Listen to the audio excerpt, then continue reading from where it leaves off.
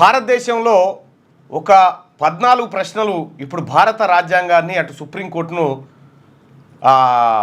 కొంత కలవరపాటుకు గురి చేస్తూ ఉన్నాయి. రాష్ట్ర ప్రభుత్వాలు శాసనసభలో చేసినటువంటి బిల్లులను గవర్నర్ నిర్ణీత గడువులోపు వాటిని ఆమోదించాలి, లేదంటే అవి ఆటోమేటిక్గా బిల్లులుగా మారుతాయి, చట్టరూపంలోకి మారుతాయని చెప్పి ఇటీవల సుప్రీంకోర్టు ఇచ్చినటువంటి తీర్పు నేపథ్యంలో గవర్నర్ కూడా 3 నెలలలోపే తన నిర్ణయాన్ని వెలువరించాలి అంటూ అటు గవర్నర్ వ్యవస్థకు అటు రాష్ట్రపతి వ్యవస్థకు ఒక కాల పరిమితిని విధించడం జరిగింది. సో గవర్నర్కు రాష్ట్రపతికే రాజ్యాంగాధిపతికే మీరు నిర్ణీత కాలం గింతాన్ని కేటాయిస్తారని చెప్పి ద్రౌపది ముర్ము గారికి కోపం వచ్చింది, ప్రెసిడెంట్ గారికి. ఆమె వెంటనే 14 ప్రశ్నలను సుప్రీంకోర్టుకు పంపింది. నాకు ఈ ప్రశ్నలకు సమాధానం మీరు న్యాయ సమీక్ష చేసి పంపండి అని చెప్పి పంపింది. సో వాస్తవానికి తమిళనాడు కాడ రాజుకున్న పంచాయతీ. తమిళనాడు కాడ ఉన్నటువంటి గవర్నర్ గారు తమిళనాడు ప్రభుత్వం చేసినటువంటి బిల్లులను ఆమోదించకుండా అట్లా సుదీర్ఘకాలం పాటు పెండింగ్ పెట్టడంతో తమిళనాడు ప్రభుత్వం సుప్రీంకోర్టును ఆశ్రయించింది. ఆశ్రయించినటువంటి సందర్భంలో సుప్రీంకోర్టు ఆర్టికల్ 142ను ఏది ప్రస్తావనకు తీసుకొస్తూ ఈ బిల్లులను ఆమోదించాల్సిందే నిర్ణీత గడువు లోపల అంటే సుప్రీంకోర్టు ఆడ సాయత్కమైనటువంటి సమాధానం ఏం చెప్పిందంటే ఇది ప్రజలకు అవసరమైనటువంటిది, సత్వరమే అవసరమైనటువంటి కార్యక్రమం కాబట్టి మీరు ఈ 3 నెలల లోపలనే వీటిని ఆమోదించాలి, లేదు అంటే ఆటోమేటిక్గా బిల్లులు మారుతాయంటే అటు స్టాలిన్ గవర్నమెంటు గతంలో పెండింగ్లో ఉన్నటువంటి అన్నిటికీ సుప్రీంకోర్టు తీర్పు కాపీని యాడ్ చేసి ఈ బిల్లులుగా మారిపోయినాయని చెప్పి అయితే ఇది ఒక రకమైనటువంటి చర్చకు దారితీసింది. సుప్రీంకోర్టు గవర్నర్లను రాష్ట్రపతిని కూడా ఆదేశించగలదా, నిజంగా సుప్రీంకోర్టుకు అంత దమ్ముందా అనేది ఒక విస్తృతమైన చర్చ సాగింది. ఇక ఇటీవల కాలంలో ద్రౌపది ముర్ము గారు కూడా ఇదే అంశం పైన చాలా సీరియస్గా ఒక 14 ప్రశ్నలను ఇక్కడ ఏది సుప్రీంకోర్టుకు న్యాయ సమీక్ష కోసం పంపించింది. అంటే వాస్తవానికి ఏముంటుంది, సుప్రీంకోర్టు పెద్దనా రాష్ట్రపతి పెద్దనా, లేకపోతే రాజ్యాంగం పెద్దనా, వీటన్నిటికంటే పార్లమెంట్ పెద్దనా? ఈ అంశాలన్నీ ఒకసారి మనం కొద్దిగా కన్ఫ్యూజన్ కనిపించినా కూడా ఇవి తెలుసుకోవాలి. ఈ దేశంలో ఎవరు పెద్ద?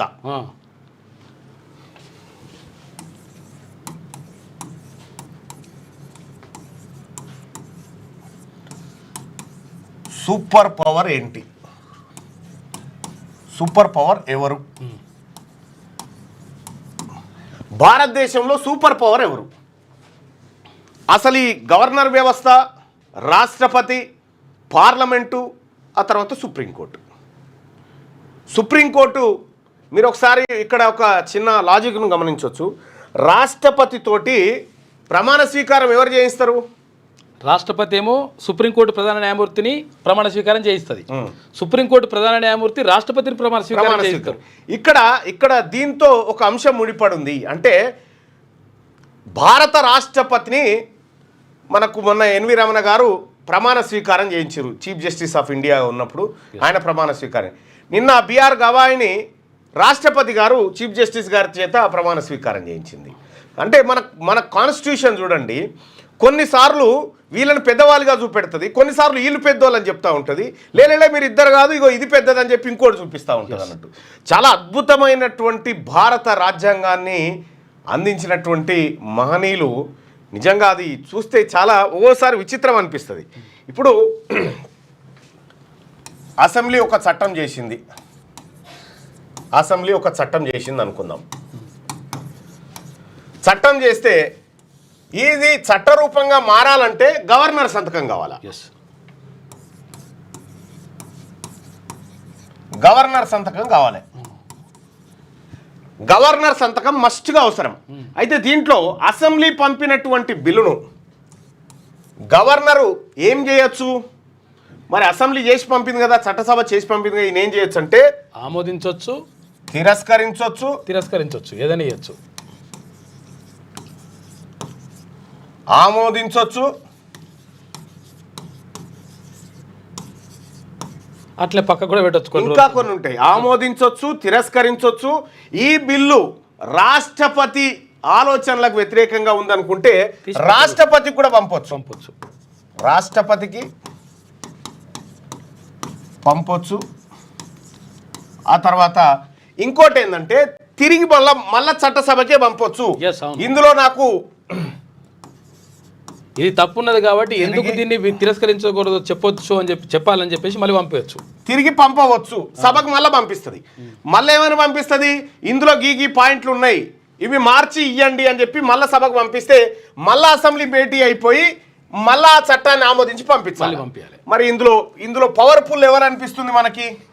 ఇప్పుడు ఇట్లా చూస్తే పవర్ఫుల్ ఎవరు అనిపిస్తుంది? గవర్నర్ పవర్ఫుల్ అనిపిస్తుంది. కానీ ఇక్కడ వచ్చిన బాధ ఏంటంటే వీళ్ళు పంపించిన తర్వాత అయితే మంత్రి మండలి సలహాల మేరకు ఈయన పనిచేయాలి. ఎవరు? గవర్నర్.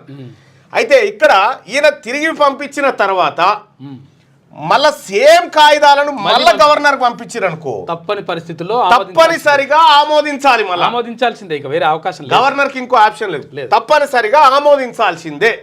దానికి 14 రోజుల గడువు ఏదో పెట్టుకుంటూ. అయితే ఈ పరిస్థితుల్లో మరి ఇప్పుడు ఎవరు సూపర్ పవర్ అనిపిస్తుంది? చట్టసభ సూపర్ పవర్. ఇక్కడ ఏంటి? Assembly super power. Parliament same ఇదే సిచ్యువేషను అక్కడ పార్లమెంటు రాష్ట్రపతి దగ్గర కూడా ఉంటుంది.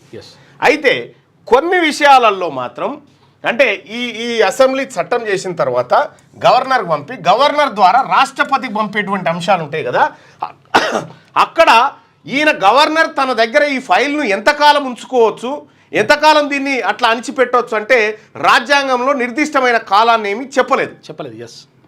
కాబట్టి నా ఇష్టం ఉన్న రోజులు ఉంచుకుంటా అని ఆయన. ఇప్పుడు సుప్రీంకోర్టు ఏం చెప్తుంది? సుప్రీంకోర్టు ఏం చెప్తుందంటే నీ ఇష్టం ఉన్న రోజులు ఉంచుకోవడానికి కుదరది, ఈ చట్టం చేసింది ప్రజల కోసం. ఇప్పుడు ఫలానా ఇప్పుడు సపోజ్ ఈడొక 5,000 ఇండ్లు కట్టిద్దాం, ఇందిరం ఇండ్లు కట్టించాలి ఖచ్చితంగానో చట్టం చేసిరు అనుకుందాం. సపోజ్ అంతే చట్టం చేసిరు, ఇండ్ల వర్షాకాలం వస్తుంది ప్రజలకు ఇబ్బంది పడతారు బిల్లు ప్రవేశం అని చెప్పి ఓ బిల్లు పెట్టిరు అనుకో. సపోజ్ ఈ బిల్లును చట్టం ఇక్కడ చేసి ఇక్కడ పంపిస్తే ఆయన దగ్గరే పెట్టుకుండు, దాన్ని చట్టరూపంగా మారకుండా. అప్పుడు ఏం చేయాలి? మరి వర్షాలు వచ్చి జనం చచ్చిపోతా ఉంటే నీ దగ్గర ఎన్ని రోజులు పెట్టుకుంటావా అని సుప్రీంకోర్టు ఎంటర్ అవుతుంది. మళ్ళా సుప్రీంకోర్టు 142 పట్టుకొని వస్తుంది, 142 ఇది పట్టుకొని వచ్చి మరి దీని సంగతి ఏందా, ఎన్ని రోజులు పెట్టుకుంటావు? లేదు నువ్వు సంతకం పెట్టవలసిందని చెప్తుంది అన్నట్టు. మరి ఈడ ఇప్పుడు ఎవరు సూపర్ పవర్? ఈడ సూపర్ పవర్ ఎవరు? సుప్రీంకోర్టు కనిపిస్తుంటుంది.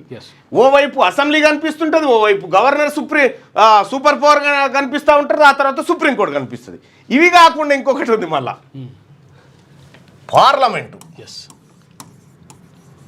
ఇక్కడ పార్లమెంటే ఫైనల్ అనిపిస్తుంది. మళ్ళా ఇక్కడ పార్లమెంట్ ఉంది. ఈ పార్లమెంట్ ఏంది? మళ్ళా ఈ పార్లమెంట్లో కూడా సేమ్ కథ. పార్లమెంట్లో ఉభయ సభలు ఉంటాయి, లోక్సభ రాజ్యసభ. దాన్ని మనము ఎగువ సభ దిగువ సభ అంటారు. ఎగువ సభ అంటే రాజ్యసభ, దిగువ సభ అంటే లోక్సభ. ఇది ప్రజలు ఎన్నుకున్న వాళ్ళు, ఇది ప్రజల చేత ప్రత్యక్షంగా, ఇది ప్రత్యక్ష ఎన్నికల ద్వారా, ఇది పరోక్షంగా, ఇది పరోక్ష ఎన్నిక పద్ధతి. ఇది పరోక్ష ఎన్నిక పద్ధతి. అయితే ఇక్కడ వచ్చిన బాధ ఏంటంటే ఇటు సుప్రీంకోర్టు, ఆ తర్వాత అసెంబ్లీలు, ఆ తర్వాత రాష్ట్రపతి, రాజ్యాంగం, వీటన్నిటిని కూడా కొట్టేయగల శక్తి దీనికి ఉంటుంది, పార్లమెంట్కు ఉంటుంది. ఈ రాజ్యాంగాన్ని మార్చే శక్తి పార్లమెంట్కు ఉంటుంది. రాష్ట్రపతి ఏం పని చేయాలో వాళ్ళే ఓ చట్టం చేసి తీసుకురావచ్చు. రాష్ట్రపతికి నువ్వు ఆయనలకైనా రూమ్లకైనా బయటికి వెళ్ళడానికి వీల్లేదా అని ఇక్కడ చట్టం చేస్తే వెళ్ళొద్దిగా. ఇక్కడ సూపర్ పవర్ ఏంది? పార్లమెంట్. అప్పుడు ఏమవుతుంది? ఇప్పుడు రాష్ట్రపతి రబ్బర్ స్టాంప్ మాత్రమే అవుతుంది. అయితే మళ్ళీ ఇక్కడ సుప్రీంకోర్టు ఎంటర్ అయ్యే ఛాన్స్ ఉంటుంది. 142 పట్టుకొని వస్తారు వాళ్ళు. లేనే మేము ఇటువంటి న్యాయ సమీక్ష చేస్తామని మళ్ళీ. సరే అది వేరే, కానీ అల్టిమేట్ గా ఈ దేశంలో సూపర్ పవర్ ఏంటంటే పార్లమెంటు. పార్లమెంటుకు అధిపతి ఎవరు? ప్రధానమంత్రి, అధ్యక్షుడు. అంటే అక్కడ స్పీకర్ ఉన్నప్పటికి కూడా అంటే ప్రభుత్వాధిపతి ఎవరు? సభాపతి ఎవరు? ఏది సభాపక్ష నాయకుడు ఎవరంటే ప్రధానమంత్రి. ఈ దేశంలో ప్రధానమంత్రి సూపర్ పవరా, రాష్ట్రపతి సూపర్ పవరా? రాష్ట్రపతి సంతకం పెట్టేదాకా మరి అది చట్టంగా మారదు. కానీ సూపర్ పవర్ ప్రధానమంత్రి. వాస్తవాధికారాలు చెలాయించేది ప్రధానమంత్రి. అయితే నామమాత్రపు అధికారాలు చెలాయించేది పేరుకు మాత్రం రాష్ట్రపతి పెద్ద. అయితే రాష్ట్రపతి దగ్గర ఏముంటాయంటే త్రివిధ దళాలు ఆయన దగ్గరే ఉంటాయి. Army, air force, navy.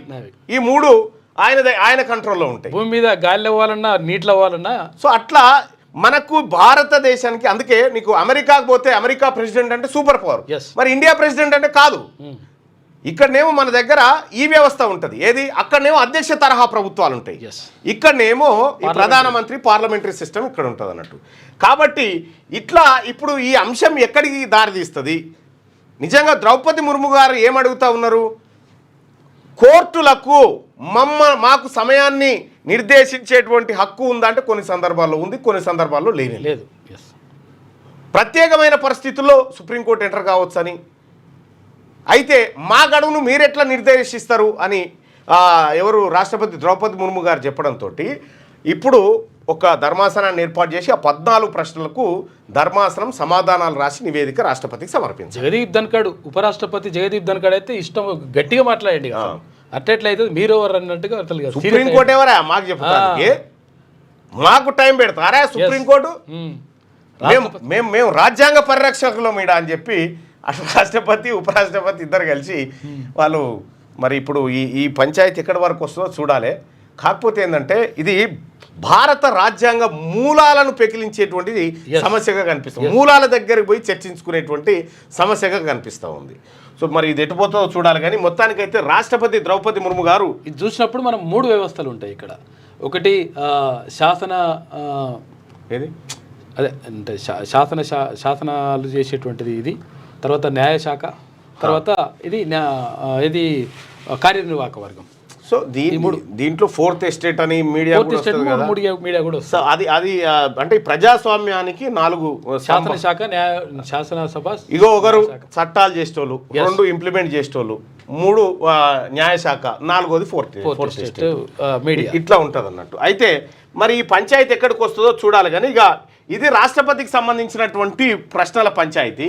మీ పిల్లలు ఐఐటి, ఎంసెట్ లాంటి కాంపిటేటివ్ ఎగ్జామ్స్ కి ప్రిపేర్ అవుతున్నారా? జాబ్స్ కోసం చేసే ప్రయత్నంలో విఫలమవుతున్నారా?